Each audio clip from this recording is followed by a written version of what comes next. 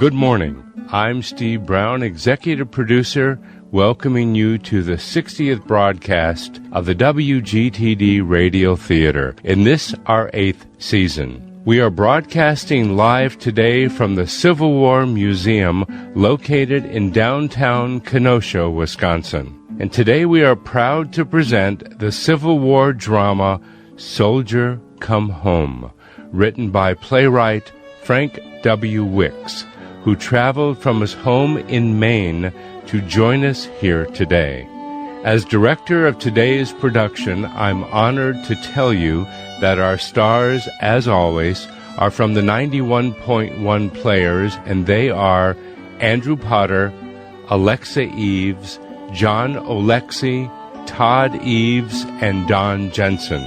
Support for the WGTD Radio Theater comes from the Kenosha law firm of Aaliyah, Dumais, Dunn, and McTernan, the law firm where people matter and results matter, and the Brown-Ullstrup Performing Arts Foundation, a Wisconsin-based not-for-profit foundation located in Salem, on the web at brown-ullstrupfoundation.org.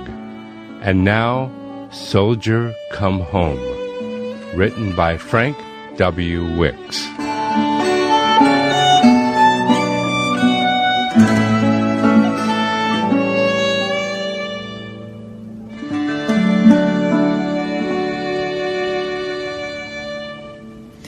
November 14th, 1859, Carrollsville, Pennsylvania. Mary May Luke to Philip W. Pringle. Dear Philip, it is with pleasure that I take up my pen this evening to answer your kind letter, which I received on the 10th, and learned from its contents that you are well. I am getting along well at the present time, and hope these few lines will find you in the same state of health. Oh, Philip, nothing can tell how much I think of you. You are never out of my mind 10 minutes through the day, nor night. Only when I am sleeping. If you but knew how I love you. Oh, that I had the privilege of leaning my head on your dear arms once more. It would be my heart's delight. I cannot write as I would like to, but if my heart could speak or write, I think this would be a much better letter. I dreamed of you last night. I am truly yours, Mary M. Luke. January 23rd, 1860. Dear Mary, it is with the greatest of pleasures that I have taken my pen in hand to let you know I got home Friday night safe and sound. I feel to rejoice to hear that you are well and still remain mine in the bonds of love. Mary, you wanted to know if I told anyone we are to be married. I told everyone. When I got home, every person wished me happiness. I thanked them all. Mary, I'm at a loss how to write or how to express myself, but my love to you shall never fail. I remain yours truly, Philip W. Pringle. Oh dear, I would have set that date for our marriage if I had known that another one would have suited you better. As far as it being good luck in the light of moon, I never heard that before. Philip, please tell me where we are going to live, if you know. Oh, I don't know what is the matter with me. I feel so anxious. Now, Mary, do not worry. Be content. I will be up there on the 11th in good time to see you and talk with you and plan the day. Oh, how I long to see you. It's with you I mean to spend my days on earth.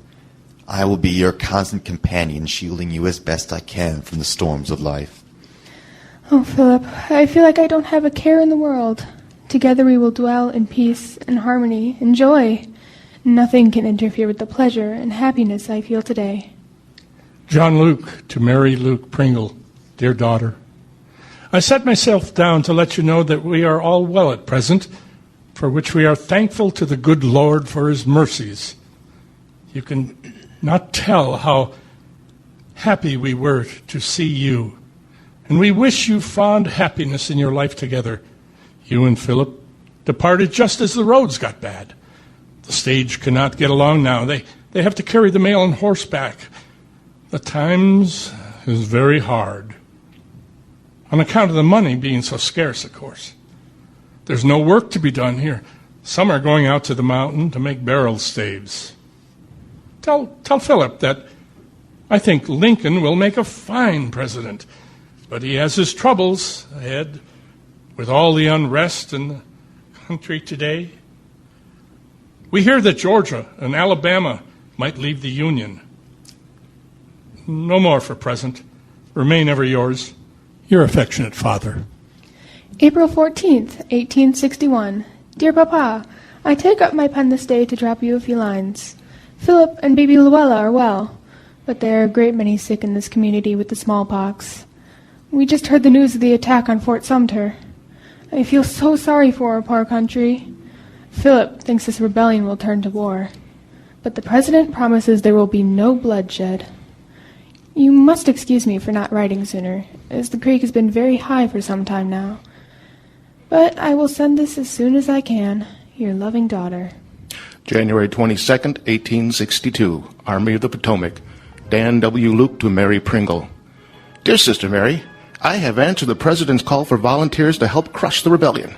He says this will be a short but decisive war. Let us swear by the great Eternal that our cause is just. Mary, we are now encamped on the banks of the Potomac. It is quite a sight. Hundreds of neatly arranged white tents on the shores of this beautiful stream. We are nearly 200,000 men. Your letter finds me in good health, only my feet is a little cold. The drums are beating for roll call, so I must go. Remember me to Philip and all the friends. Write soon. February 11th, 1862. Company G, 12th Regulars, USA. Fort Hamilton, Brooklyn, New York. Martin Pringle, Jr. to Philip W. Pringle. Dear brother, your letter found me well and more than usually glad to hear from you. First, I must tell you that I'm getting along just fine doing my patriotic duty for the Stars and Stripes and training for battle. But the weather is very rough here, wet and raining, and the ground is covered with ice. Second, I am enjoying good health, although I am run out of money, but we will get paid next week and then I shall have some again. Philip, I wish you could see into our room at mealtime. It would make you laugh to see all them 6-footers grabbing for food. What a sight. Write soon. How is the weather there? I remain your affectionate brother, Martin. Kiss the Luella for me. P.S. Please excuse all mistakes and bad spelling. Oh, what glorious news we have had from our army in Missouri and Kentucky. The surrender of Fort Donelson, the capture of Roanoke Island by General Burnside, and the destruction of Elizabethtown is no small matter and will certainly cause terrible confusion in the rebel army. You should hear the shouts of joy here. Brass bands are playing and all over camp. A few more such victories and you will see Dan Luke at home. We have some splendid times here. Last Saturday, G and E Company had a great fight. None of our boys was hurt, but some of the other company was almost killed. A few of our boys are in the guardhouse handcuffed. It happened that I was on guard duty, and so I was not in the scrap, but I keep out of such. Philip, I have yet to take my first drink in the state of New York, and intend to remain so, although there are many enticements to drink and play cards, from which I refrain. Now I want you to write me and tell me all the news, and about the weather. I hear a great deal about folks being dissatisfied about the inaction of the Army of the Potomac, of which I would say they are entirely ignorant of the plans of the government and know nothing at all about the condition of the weather here. I think McClellan is right. We should not be rash or impatient in our undertaking. We are kept mighty strict here. We had another inspection this morning, and we were all very busy getting ready. We had everything put up real nice. Our guns and brasses glistened. It was a caution. We also had the Articles of War read to us, and was informed that we were to leave in less than 10 days for Washington. The boys got tight in the head, and there was a great time of it. July 5th, 1862. Harrison's Landing, Virginia, 15 miles from Richmond. My dear Mary, the battles have begun. For 7 long days and nights we have been fighting the rebels, all the time without sleep, and nothing to eat but crackers and such. We whipped the enemy and drove them off the field at the point of bayonets. Oh, what a sight it was. All the field lay the dead and dying, smothering in their own blood, crying for water. They lay 4 or 5 deep where our grape and shell had cut them down like grass. The scene is too terrible to talk about. After the fight, General McClellan rode along the lines. He was just as muddy as some old gravedigger. Every man that could speak yelled out at the top of his voice. Napoleon was never received with more enthusiasm. September 24th, 1862, Sharpsburg, Maryland. Isaac M. Edelbright to Mr. P.W. Pringle. Dear Sir, we are encamped on the late Antietam battlefield. Calvin Edelbright got his arm shot off at the charge on South Mountain. There was about 20,000 rebels killed where I am now, and there was about 3,000 or 4,000 wounded. Every barn and hog pen and outhouse and, well, everything else is full of them, and we took about 8,000 prisoners in this last fight. I tell you what, them old cannons did crack sharp. Give my best respects to all inquiring friends, and I wish you'd send me some tobacco, if you please. And when I get my money, I'll send you the pay for it. May 18th, 1863. You have probably heard by now about the terrible loss at Chancellorsville. Calling up men for only 9 months was the greatest mistake our government ever made. Now, General Hooker's army was almost broken up. Hooker would have had the greatest victory, but for the cowardice of the 11th Army Corps. At the first appearance of the enemy, they throwed down their arms and ran away, disgracing our entire army. They was mostly German and wouldn't fight under nobody but Siegel. They deserve nothing but shame and dishonor.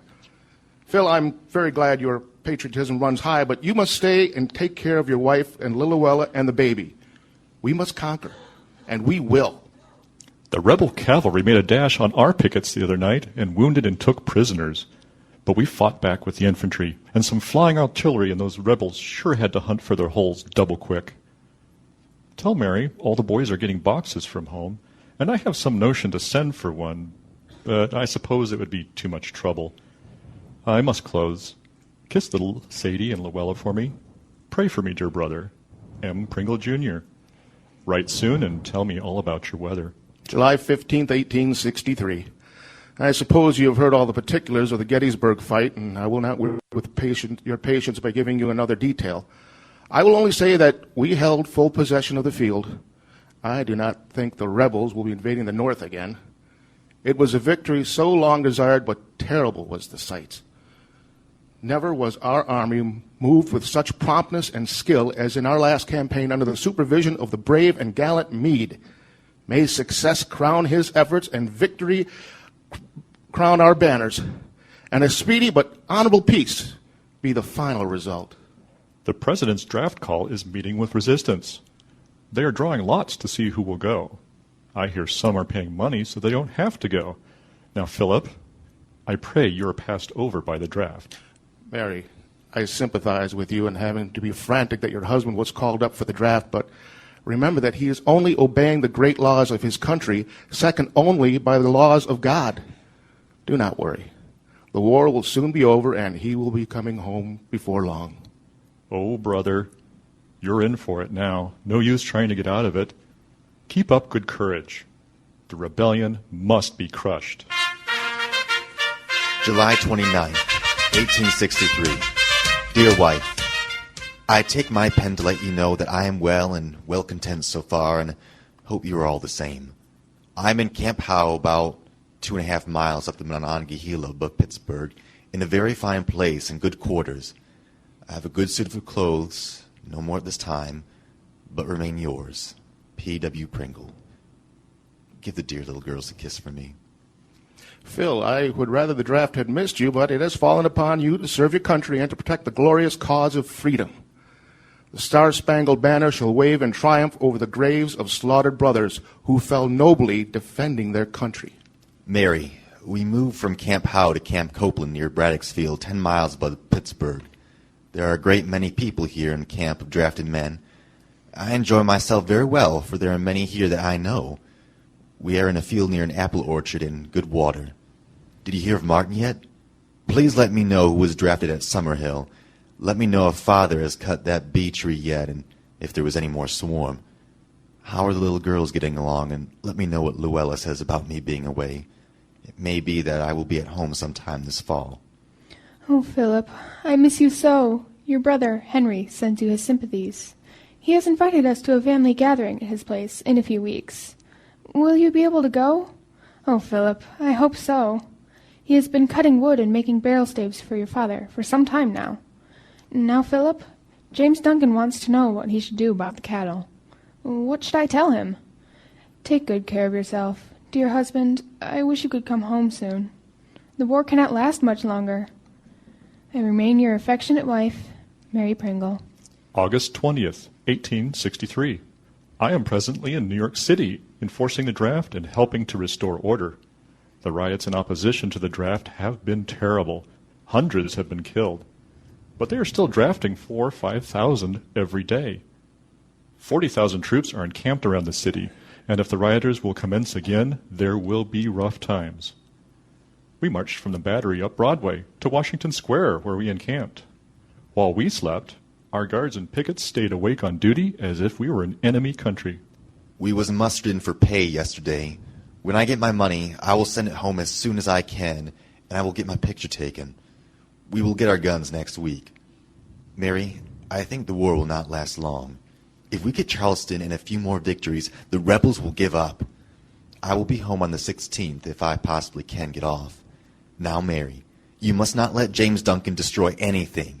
If his cattle does destroy anything, do not pay him the money that I owe him. He can be made to pay every cent the cattle destroy. I received your welcome letter on Friday and was glad to hear that you were coming home. Oh, I'm so excited. Then you can attend Henry's party. Philip, Pa is going to commence to haul staves on Monday. Dill told Father to haul them to the nearest place to the creek. He said that was the agreement, but Pa says he does not know of any agreement. Now, Philip, I want you to let me know whether you and him agreed on that to send them down the creek. Oh, dear, I wish you were at home. How often I have wished for you at home. Now, dear husband, let me know whether you are going to Henry's or not, because if I go, I must have a dress before I can go. Lucinda is getting her silk dress colored, and is getting another one besides.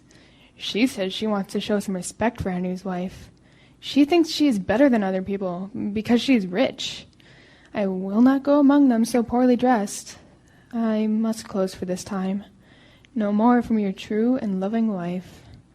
Oh, I can hardly wait till I see you. Come home. Goodbye till next week. Mary, I could not get off today. I had a furlough written, but the colonel did not sign it, and of course I had to stay. You need not think hard of it. I was as badly disappointed as you was. It is 2 months this day since you left home. Now, Philip, if you want me to get any relief money, you must get a certificate from your captain and send it right away. For Dill is going to Indiana to see about some of others' relief, and he told Pap that if I wrote to you, you would send it at once. He's going this week. I want you to tell me all about whether you want me to get relief money or not. I must take an oath that you are the only support I have. If this is the truth, I can take the oath without any fears about it. Philip, I have no way of making a living. I am sorry to hear you have so much trouble with one thing or another, but you must try and do the best you can for yourself and the girls. Did you get Luella new shoes? Now, Mary, put your trust in God. He is able to help you out of all your troubles. Pray oft times to God to preserve you from all deceit and sin. There was a very hard frost here last night. It froze the potato stalks to the ground. I think we will dig our potatoes next week, the early ones, at any rate. Now, dear husband, I hope you live a good life. I never go to bed without asking the Lord to preserve you and bring you back to your family again in safety. Oh, do not engage in anything bad, but I have no fears that you will, but I thought I would warn you. Your affectionate wife. Joseph Pringle to Philip W. Pringle, dear brother. I take my pen in hand at present time to write to you this letter. Times are very hard in regard to money matters. It's almost out of the question to get any money at all. Now, we have some taxes to pay, and Lucinda requested me to write to you in regard to the money which she loaned to you. She would like to have it if you could possibly raise it. Please let us know soon what you can do for us in the matter of, for we must pay the taxes soon or suffer loss. Please accept our love and best wishes. Your brother, Joseph W. Pringle. Dear husband, I received $2 in the last letter you sent me. I got Luella a nice new pair of shoes at Dill's. I told her they were a present from Pa. Now, Philip, I would like to send you some eatables. If I can get them to the station, I will send some sausages and other things. Perhaps I will roast a turkey and send it to you. This is a very bad night for me. I'm on guard, and it is raining, and it is as dark as can be and as muddy as it can be. It is shoe-mouth deep all through camp. It is one of the worst places I have seen in my life, but it all goes in our lifetime. I see a good many folks here from every county west of the mountains, some very hard nuts. There are some running off yet, but not as many as at first. There was about 400 deserted from camp since we are in here. In your last letter, you stated that the cow died. I suppose it was not your fault. Oh, Philip, I wish you could come home Christmas to see us. Dill has nearly all your stave held away. Tell me whether this will settle it up with him. He says you owe him some money. Now, Philip, I would like to know how we stand. I was there at the store to get some flannel to make the children some skirts. Cunningham was so mean. I could not get any for less than 80 cents half cotton, and I would not give it. Things are getting dearer. He charges 50 cents for muslin, and not good at that. And calico is 25 cents per yard. Oh, this is a cruel war. And our prisoners are starving in Richmond. Mary, I'm well and in good spirits. Yesterday was one of the finest days I ever seen for this time of year, and Christmas was one nice day. And we had one of the finest dinners that could be heard of in all the country. We ate as much as we could eat. Turkey and chicken and oysters, sweet cakes and pound cakes and pies, and apples and mutton and jelly and canned fruit, and everything that could be mentioned. We have some turkey in our tent yet. I received your letter on Sunday, and was glad to hear from you, for I was almost crazy to hear from you. It was over 2 weeks that I did not hear from you. In the first place, I will tell you that Luella shows everyone her new little shoes and says, "My papa sent them from the army." When she gets mad at me, she says she will go off with Pa to the army and fight rebels. January 10th, 1864. The weather is very wet and cold here at present, but it is probably much colder up there. I suppose you'd like to know how I spent my Christmas and New Year. I spent Christmas on guard, and on New Year I spent fasting. All I had for New Year was a small piece of fat pork for breakfast. I have not seen Dan Luke since the scrape at Mine Run. At the Pennsylvania Reserve, or doing railroad duty between here and Alexandria. Received a letter from Brother Henry and Brother Joseph this evening. They informed me that Uncle Paul was dead. I hope it was nothing serious. P.S. Please write and tell me all about your weather. It is snowing fast this evening. Philip, I had no rest when I heard you were sick. I am very uneasy. You must get a pair of boots when you get paid. I will try and shift some money to get along. Now be sure and get what you need, for you have to stand out in the storm, and we have our houses to be in. I was dreaming last night about scrubbing dirty houses, and that is not a good dream for me. This is the coldest winter I have ever seen. It is bitter cold here. It froze the ice in the cellar, and froze all the potatoes that was in it. Every time I was awake last night I thought of you, and that was often, for I slept cold. Now, dear husband, try and live right. Don't let any of those wicked people lead you astray. I must tell you that I got those gloves and socks you sent me. I'm glad. They're just right and came right good. We have some jolly times at camp these days. We have very good tents now, and everything is fixed nice in them. We live good and comfortable and agreeable together. We had a fine breakfast this morning, toasted bread. Mary, I wish you could be here with me today. There are a good many folks visiting in camp at present. If you come, bring about 12 of them Philadelphia newspapers along to paper our tent. Sadie is very sick. Yesterday we thought she would not live the night. I sent for John, and he came, and he said it was inflammation of the lungs. Him and I bathed her in a tub of warm water, and we got Jimmy to go for Mrs. Tomb. But he has not come home yet. He sent medicine, but the ice went away. No person could get across the creek to get it. Oh, Philip, I wish you could come home. No person knows the trouble I had since you went to the army. This day Sadie is 1 year old. Did you remember that day? Take good care of yourself, and pray for me and the daughters. Write soon.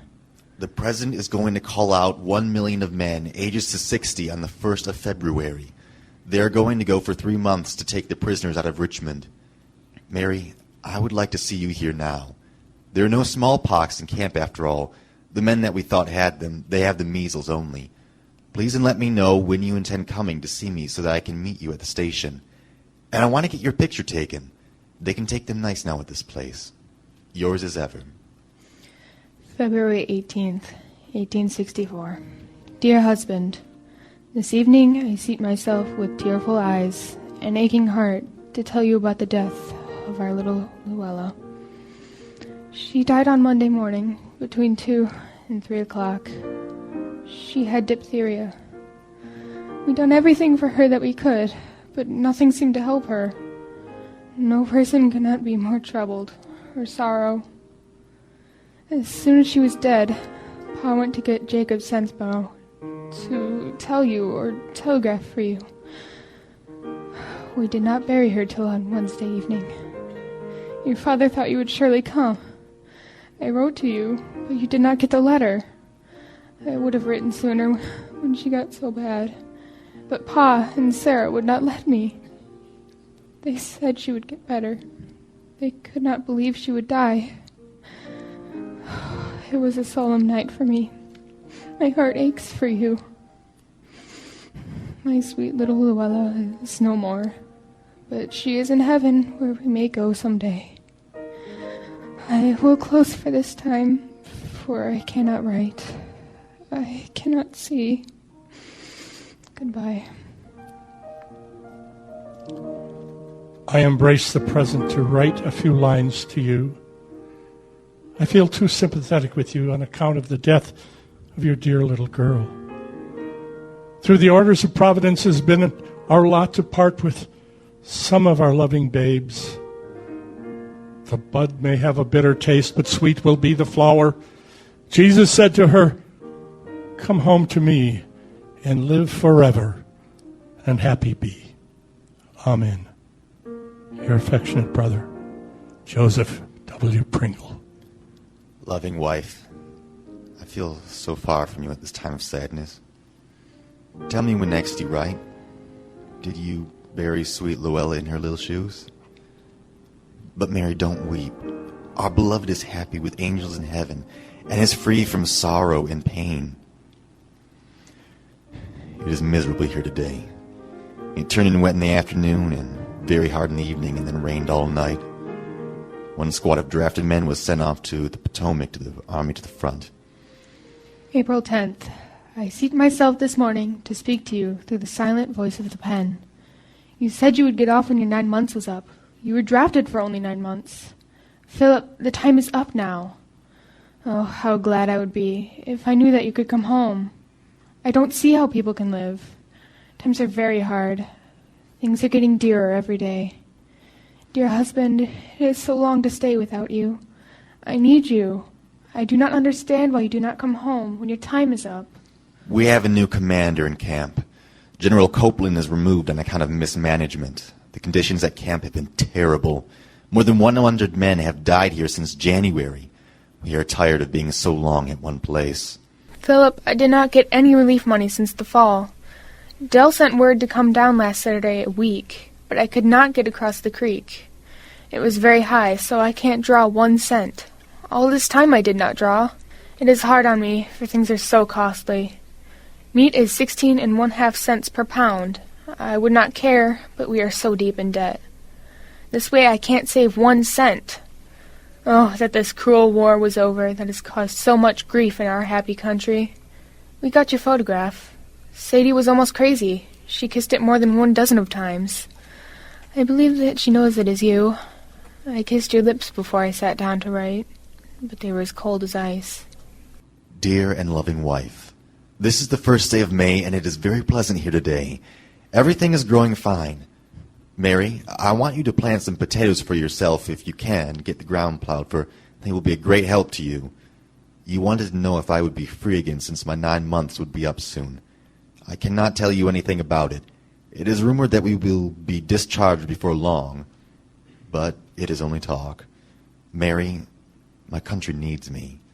If the war continues, I must serve my country and stay for 1 more year. So you need not look for me home this spring. Well, I had a letter from Martin last Saturday. He is not re-enlisting and will come home the 1st of June. Just 1 more campaign yet. He is very well and in good spirits, and sent his photograph to me. It is nice. He looks as he always did. I must tell you that another of our bees are dead. The old one of all. It starved to death. It had not one drop of honey to eat. I am sorry to tell you that we leave for the front in a few days. All the drafted men are sent to the front. We go to the regiment, to Brandy Station, Virginia. We are making ready to go at the word go. Our boys are all on a spree tonight. They are all very merry. Today is my birthday. I'm 31 years of age. Philip Walter Pringle. Harrison Dillinger died last Wednesday in the 54th Regiment in Cumberland. His father went down and fetched him home and buried him in Jefferson. His father and mother take it very hard and lament their loss very much. May 5th. I'm boxing up some things to send home. One blanket, one overcoat, and some other thing. I drew $26 pay and sent $22 home to you. We will be sent to the front tomorrow at 3 o'clock, and so I bid you goodbye for a while. Be of good cheer. Put your trust in God, Mary. I will write as soon as convenient. Give Sadie a kiss for me. Oh, dear husband, how often I think of you. Sadie is sitting on my lap, and we are praying that you return home safe. My hand is shaking so I cannot write. May 12th. It is hot here in Virginia. Our boat landed at Belle Plaine. Mary, it was the first time I was on a steamboat to take a ride. We drew 5 days' rations and 60 rounds of cartridges and are marching towards Fredericksburg. There was a hard battle fought today. We could hear the roar of cannons all day. May 15th. We are in the front line of battle behind our rifle pits and are ready to move at a moment's notice on the enemy. We are about 2 miles from Spotsylvania Courthouse. I'm sending this by a wounded soldier. May 19th. Camp near the front, Spotsylvania. Dear wife, I am alive yet, for which I am thankful to God for his kindness to me. We was in battle on the 18th and was shelled like 40. The shot and shell came almost as thick as blinding snowstorm. It was some of the hardest of fighting done that ever was fought, and our army is victorious. We took about 1,000 prisoners and have Lee surrounded, and will no doubt capture him and his army. Mary, I am well and in good spirits. We may have a battle at any moment. Brother Martin was wounded in the 5th of this month in the left shoulder by a mini ball, and last I heard from him, he was in the hospital and doing well. But Dan Luke is missing since the first battle, and suppose he's killed. Please write soon, and I will write when I can, and will write more if I'm alive or am spared. It is with pleasure that I inform you that I'm still alive. I was captured on the 5th of May with 60 of my regiment. I am now a prisoner of war in Richmond. There are 400 in one brick house, and we are kept in close confinement. It is generally understood that there will be no mail sent north. Perhaps this will not reach you, but I will do my best I can by putting it in the mail. Do not be uneasy about me. I will take care of myself, and if I am hurt, it will be my duty. As ever, Dan W. Luke. June 5th, 1864, Cold Harbor, Virginia. Mary, we are in a dangerous place. We made a charge upon the rival rifle pits and went through an awful shower of bullets. We have been under continual fire for 4 days. The bullets flew thick as hail. The ground was covered with dead and a great many wounded. One was shot in the neck and fell on me and made me all bloody. Some of the balls came very close to me and threw sand in my face and eyes. Shells burst so close they made me almost deaf. At present, the bullets are flying thick and fast. Now, Mary, don't fret. God only knows if I will ever come home again. If I fall, do not mourn for me.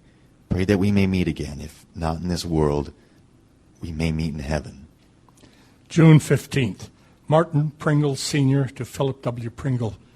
Dear son, I received your kind letter this evening and hope when this reaches you that it will find you well. And as you wanted to know about your brother Martin, there's sorrowful news. He was wounded in the field of the Wilderness on the 5th of May and died on the 20th. Your brother Joseph went down and brought his body home, and he was buried on the 26th. He was buried beside his mother. He died in Washington Hospital. The chaplain and the men of the hospital told Joseph that they never seen a man die happier than he did. The day he died, he was singing and praying all the time and to tell friends that they should meet him in heaven. He was wounded under the left shoulder and through one of his lungs, and the bullet was cut out of his back. Joseph has the ball. It was a mini ball. And the last he done was singing, "When I can read my titles clear to mansions in the skies." And when he was about halfway through singing the hymn, he expired. Right soon, from your dear father, Martin Pringle.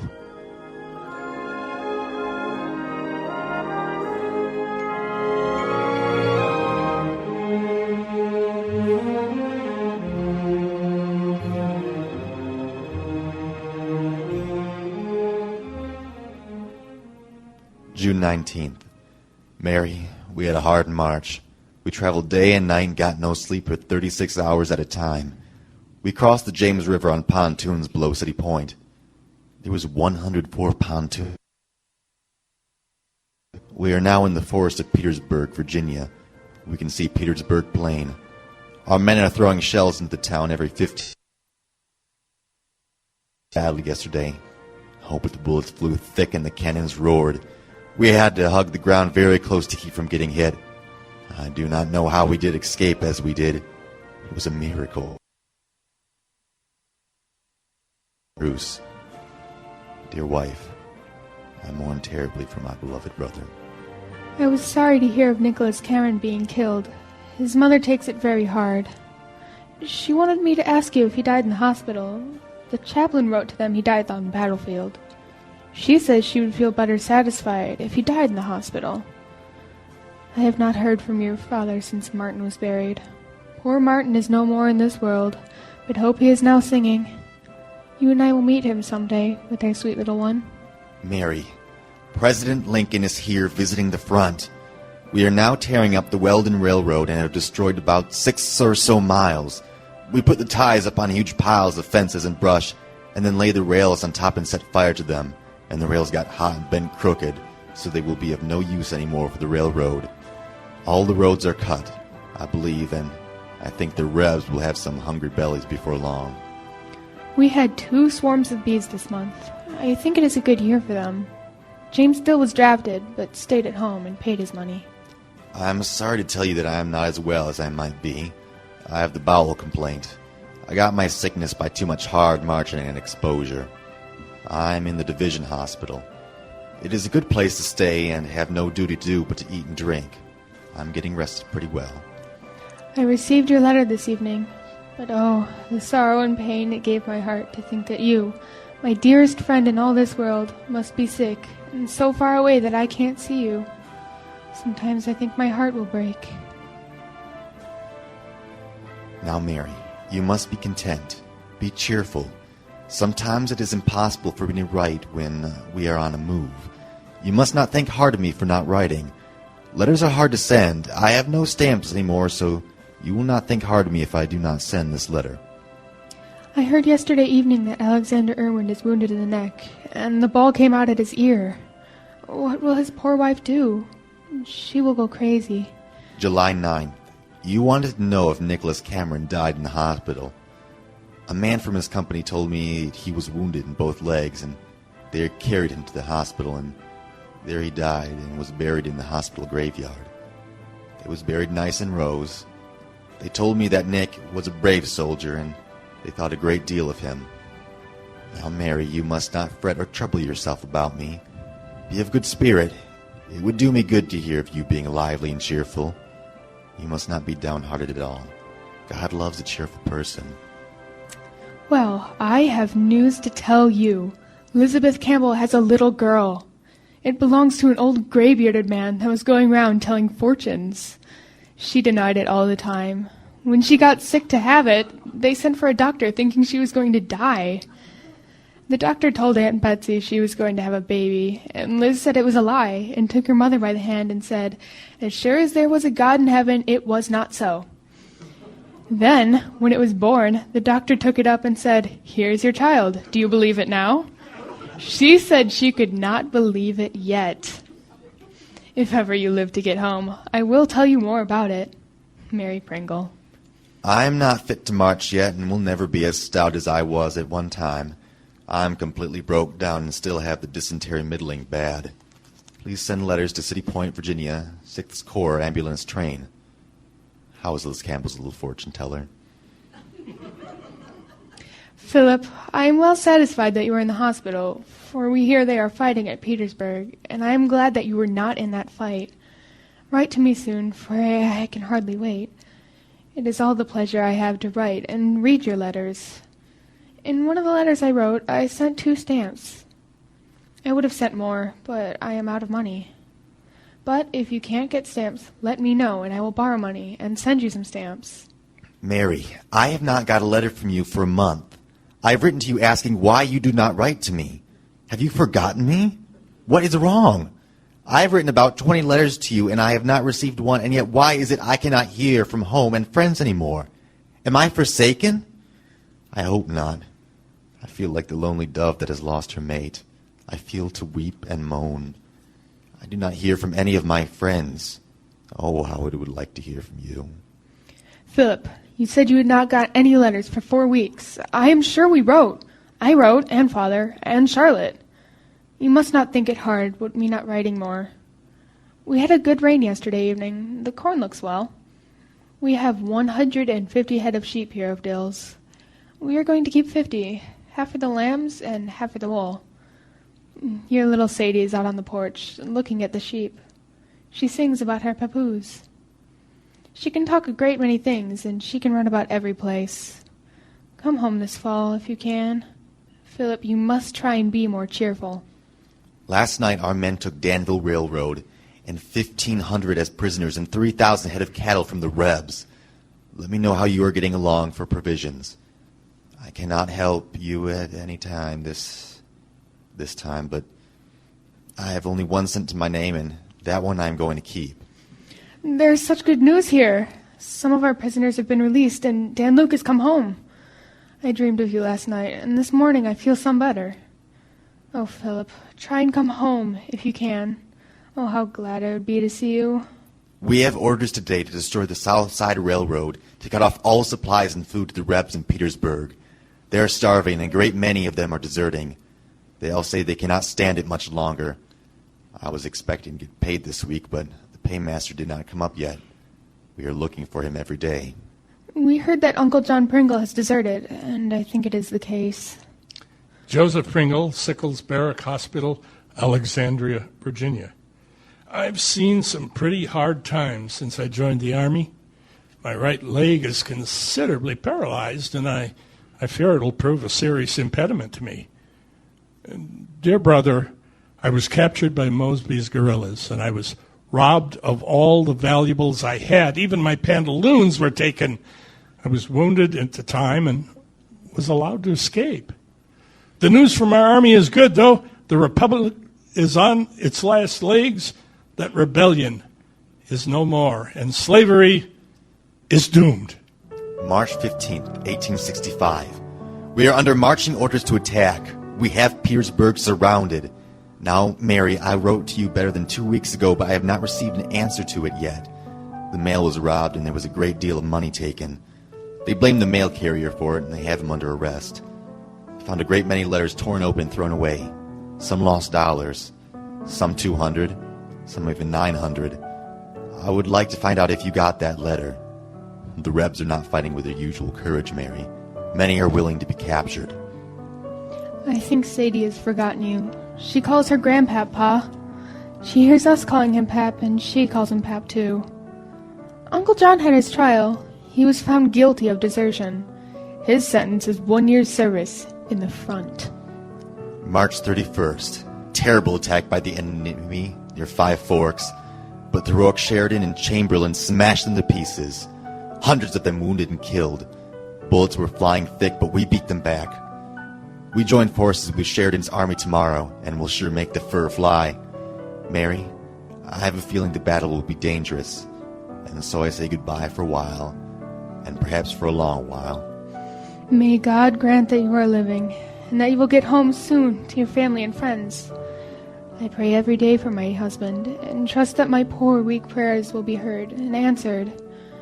Write as often as you can, for I can hardly wait till I hear from you. But I am afraid to hear the news. Shall I ever see you again and embrace you in my arms? Goodbye. April 2nd. This is an awful day of terror and bloodshed. I've never seen such terrible bombardment and battle. We are on a final assault to drive the enemy out. Mary, the battle is raging, and we are in a desperate struggle to capture their forts and guns. There must be thousands wounded and dead on both sides. Our entire line is now stretched around Petersburg. Our troops are beginning to tear up the South Side Railroad. It is just a matter of time before Petersburg falls. I have a terrible feeling that you are hurt. Perhaps I am writing to you, and you are not living. I can hardly sit to write. All the consolation I have is to trust in God till I get a letter from you. Mary, we took Petersburg Sunday, but I had a very narrow escape. I was shot in the back. The bullet entered my haversack and passed through 2 tin plates, and then went through the hardtack and finally lodged against my back. I thought my back was broke, but only made a blue spot. It did not hurt me much. I never was under so heavy a fire of shell and grape and canisters in my life. The news here is extremely good. We have Richmond and we have the Rebs in a trap. I can't tell you my feelings this evening. There is good news from the army, but I can't rejoice till I hear if my husband is living. Then I can to think the war will soon be over, that you can come home.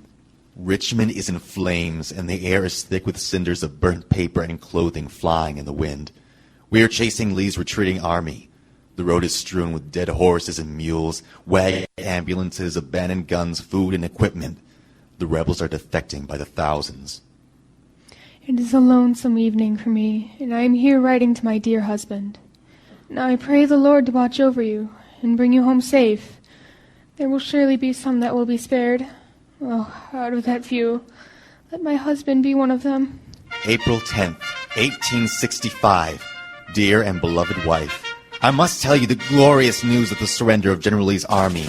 He surrendered at 4 o'clock yesterday at Appomattox Courthouse, unconditionally, all his forces. Oh, you ought to have been there to hear the cheers and salutes and the joyful roar of shouts from our army, like an anthem of praise to God. We had Lee surrounded, and then he had to give up. We had been marching day and night for 8 days, driving, fighting the enemy all the while, and they could not stand before us. I think there will be no fighting anymore. Mary, I'm spared. I think God heard your prayers, Mary, and spared me. The boys are all in great spirits. We divided up our rations and shared them with the starving enemy. April 16th, 1865. Dear and loving husband, this Sabbath day I take up my pen to answer your letter, which I received this week and was truly glad to hear that you had been preserved through all the battles. But I feel sorry and sad today. We got the news yesterday evening that Lincoln was shot on Friday night and died on Saturday morning at 7. Daniel was in Ebensburg when the news came to town, and it was confirmed, so it must be true. I wonder what this world will come to. I was in good heart when I heard you were safe, and Richmond was taken, that the war would soon be over. But some mean wretch had to go and shoot President Lincoln. That man will get his reward. The Lord will not let that man go unpunished. Dan said that if any man tells him it was good for Lincoln, he will shoot him dead. I could not help but weep when I heard the sad news of the president's death. I was as much grieved as though it had been my own brother. Oh, what a gloom and sadness over all the nation. It is the awfulest thing that ever happened in America. We are here at Danville yet. We may have to stay for some time yet, and the men are getting impatient. There is a large graveyard close to our camp filled with our soldiers that starved in prison. About 5,000, and a great many Rebs are buried in the same yard. I will send you some Confederate money. Dear husband, the war is over. I look for you every day. Where are you? Every person is coming home. David Pringle is discharged. I had a letter from him. He wanted to know why you were not here. Uncle John Pringle is at home and is going to move to Ohio. I am so troubled that I do not hear from you. Sadie says her pa will fetch her candy when he comes home. Mary, I do not know what to do. I feel so despondent. I have seen no sight as yet for us to get out of the service, but I do not care. I do not care much if I will not get out soon. If I get out now, the season will be over for getting work, just so I get home in time to get a winter's job. They use us very mean, I think. But let them do as they may, we will get home at any rate. By law, they cannot hold us any longer now that the war is over. Once more, it was over a month since I heard from you. I guess you had forgot you had a wife that cares for you. What is the matter with you? You think I don't write to you, but that is not the case. If you but knew how much trouble you give me by not writing, you would write oftener than you do. I did not know what to do or what to think. Last night I dreamed about you all night. Oh, I have dreamed so much of you coming home, and could see you so plain and talk to you. But in the morning when I wake up, it is all over. I've been looking for you all week. You talk just like you do not care if you come home or not. What is the reason? I cannot tell. Soldier, come home. Quit. Mary Pringle. July 1st, Washington, D.C. Dear wife, I am happy to inform you that I am on my way home. I have my papers and transportation and am going to start this evening. I will be there in good time. Mary, do not worry. I know I've been absent for a long time, but I will be your constant companion, shielding you and Sadie from all the storms of life. No more, but remain yours as ever. Philip W. Pringle.